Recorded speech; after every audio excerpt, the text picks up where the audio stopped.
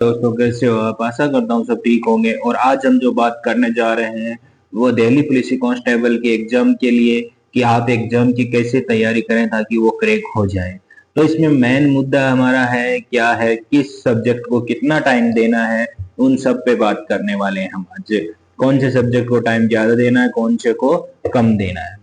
तो सबसे इम्पोर्टेंट इसका जो पार्ट्स है वो हमारा है जनरल नॉलेज और करंट अफेयर है।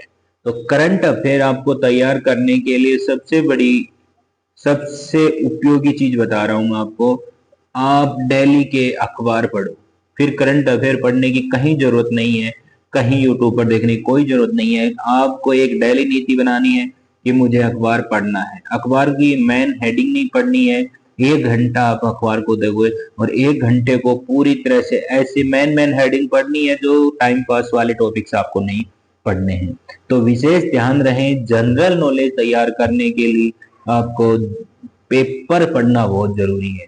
और अगर आपको यह लगे कि मुझे याद नहीं रहना तो कुछ नोटबुक तैयार रखिए अपने पास में और उसमें वो क्वेश्चन बना के लिख लेना। और हमेशा ध्यान रखना जो भी ऑपरेशंस वगैरह होते हैं उनको हमेशा कॉपी में नोट करके रखना है।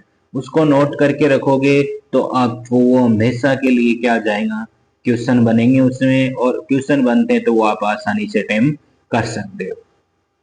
बात रही है जनरल नॉलेज की, सामान्य जीके की, तो जीके तो आपको थोड़ा पढ़ना पड़ेगा। लेकिन एक चीज ध्यान रखो, जीके पढ़ोगे कब? जीके जब भी आप मॉर्निंग में खड़े होते हो, उठते हो सवेरे, तो सबसे पहले आप जीके पढ़ो।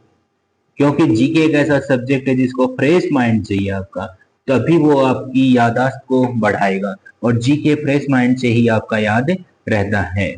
तो जीके को याद करना अच्छे से करके, तो जीके याद करने के लिए मैंने बता दिया आपको, सवेरे सवेरे कम से कम 3 घंटे आप डेली जीके को पढ़ोगे।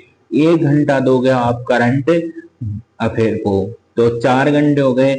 बचे बाकी 6 घंटे में, अच्छा 3 घंटे और पढ़ लेना तो ज्यादा से ज्यादा। तो रीजनिंग है, रीजनिंग आप कम से कम, अगर रात को नींद आए ना तो रीजनिंग निकाला करो आप।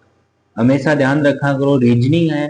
जब भी आपको शोरगुल अगर टाइम ऐसा हो कि जहाँ पे ज्यादा बातें हो रही हो, शोरगुल हो रहा हो, ऐसा माहौल हो और या आपकी पढ़ने की नीति नहीं हो, तो आप रीजनिंग निकाला करो। रीजनिंग क्या होती है, जब भी क्वेश्चन आते हैं तो आपको इंटरेस्ट और बढ़ा देती है और दिमाग ऑटोमेटिक एक्टिव हो जाता है।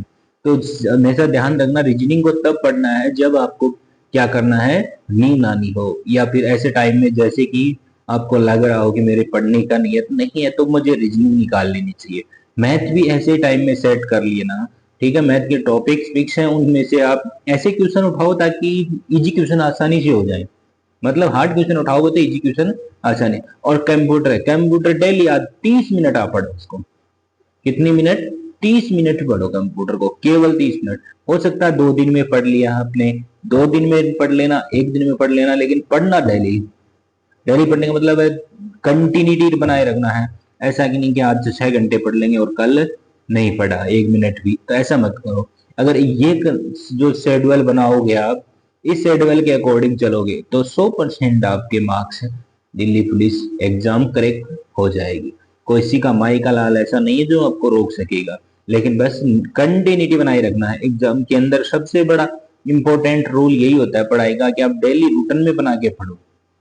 जब भी आपका मन करे तब पढ़ो। ये नहीं कि फोर्स नहीं होता कि आपको मॉर्निंग में पढ़ो। आपका रात को 2 बजे मन करता तो 2 बजे पढ़ो, सवेरे 8 बजे करता तो 8 बजे पढ़ो।